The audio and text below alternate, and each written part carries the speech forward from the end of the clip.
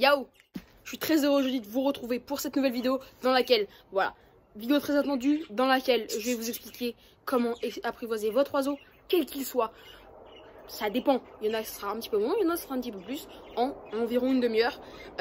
Méthode clairement infaillible, plusieurs dizaines d'oiseaux sont passés par là, et au final, 100% des réussites, donc let's go. Alors, il y a plein de gens qui m'écrivent en commentaire certaines de leurs erreurs. D'ailleurs, je leur réponds, donc n'hésitez pas à mettre en commentaire. Donc, en fait, il y a pas mal d'erreurs que les gens font en premier lieu. C'est qu'ils essayent d'attraper leur oiseau comme ça. Ils essayent de venir comme ça en attrapant l'oiseau. Et, en fait, ils ne le séparent pas des autres. En fait, quand vous avez plusieurs oiseaux qui ne sont pas apprivoisés encore, ils vont se transmettre le gène de la peur. Le gène de la peur, ça veut dire que, imaginons il y en a un qui a un petit peu peur, il va lui transmettre le gène de la peur, donc lui, il va avoir un petit peu peur aussi. Donc, hélas, vous n'allez pas vous en sortir, c'est-à-dire qu'ils vont tous avoir peur, etc. Donc, c'est très mauvais. Il va falloir que vous isoliez votre oiseau avant de l'apprivoiser. Mais t'inquiète, on va voir tout ça dans cette vidéo. Step 1, let's go. Ok, donc vous venez d'avoir votre oiseau, ou même vous l'avez depuis longtemps, ça n'a pas grande importance, il faut juste qu'il soit habitué à l'environnement. Donc si vous venez de l'avoir, il faut qu'il soit là depuis 2-3 jours. Vous l'avez, pardon, et vous allez commencer à l'apprivoiser. Alors déjà, comme je vous l'ai dit, il va falloir l'isoler, très bien. Maintenant qu'il est isolé, donc pas pour tout le temps, juste pour la durée de l'apprivoisement. Donc maintenant qu'il est isolé dans une petite cage, dans une petite pièce, vous allez éteindre la lumière. Vous allez éteindre la lumière. Et le laisser dormir. En fait, les oiseaux, il faut savoir qu'ils ne veulent pas s'aventurer, ils ne veulent pas voler la nuit. Pourquoi? Parce qu'ils ont très mauvaise vue de la nuit, donc ils ne veulent pas se cogner. Donc ils vont rester là et ils vont être très dociles. Donc vous allez attendre que la nuit se passe. Et là, petite démonstration, let's go. Donc voilà, donc là il est dans une pièce sombre et vous allez pouvoir commencer le travail. C'est-à-dire que vous allez le prendre pas comme ça, hein, vous allez vraiment le prendre comme ça, l'attraper. Et normalement, il va se laisser faire puisque c'est la nuit.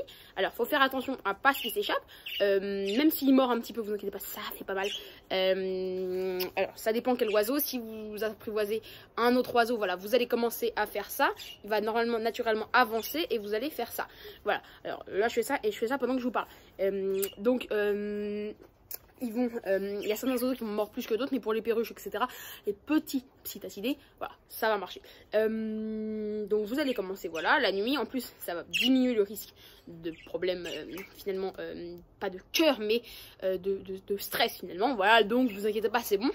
Voilà, maintenant que votre oiseau tient un peu à peu près sur votre main, ça dépend quel type d'oiseau vous apprivoisez. Si vous apprivoisez des perruches, la grande famille, voilà, ça va aller. Vous n'allez pas pouvoir refaire un travail, vous allez pouvoir éventuellement rester quelques minutes avec lui et ça va, bon, il va être apprivoisé. Alors après vous allez devoir retravailler l'apprivoisement, mais ça va aller. Pour un oiseau plus grand, vous allez continuer le travail, encore plus.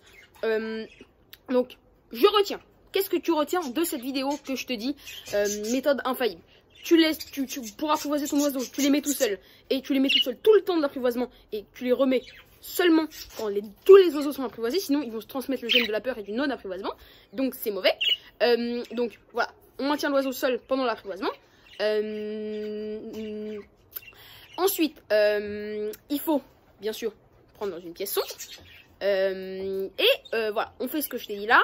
On manipule plusieurs fois, quelques minutes par jour, et vous allez voir que ça va aller très vite. Alors, maintenant, la question des ailes taillées. Il y a pas mal de gens qui me disent, oui, écoute, moi je taille pas les ailes, pourquoi tu tailles les ailes, etc. À un moment donné, je taillais les ailes, puis je les écoutais, et je taillais plus maintenant je retaille. Pourquoi? Parce qu'en fait, voilà, je me baladais avec un oiseau, voilà, avec les ailes longues, beaucoup plus longues que lui, il n'a pas les ailes totalement longues.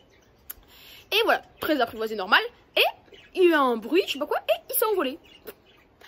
Heureusement qu'il était apprivoisé, il y est resté. Vous voyez, il allait là, un peu dans le jardin là-bas. Donc j'ai eu de la chance. Mais si j'avais pas eu de chance, il aurait pu partir et il perd son chemin. Donc moi, je préconise une taille d'aile. Pour la sécurité de l'oiseau, rien de plus, pour pas qu'il puisse prendre de la vitesse. Alors, s'il est dans une volière, bien sûr, on va tailler en fonction de l'environnement, on va pas tailler comme un bourrin. C'est-à-dire qu'il faut être intelligent un petit peu.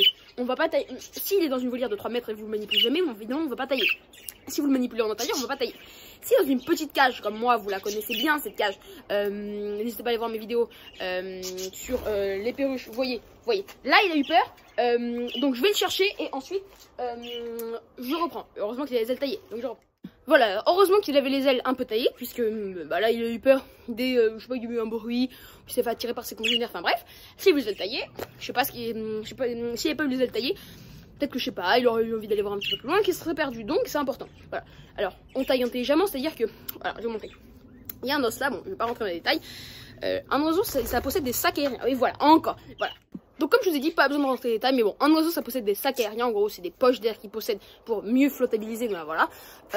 Et il y a un os qui est là, donc il faut faire attention qu'il se casse pas, parce que s'il se casse c'est foutu. Donc il faut qu'il puisse planer, 3-4 mètres, pas de problème, il faut pas qu'il puisse prendre de la hauteur.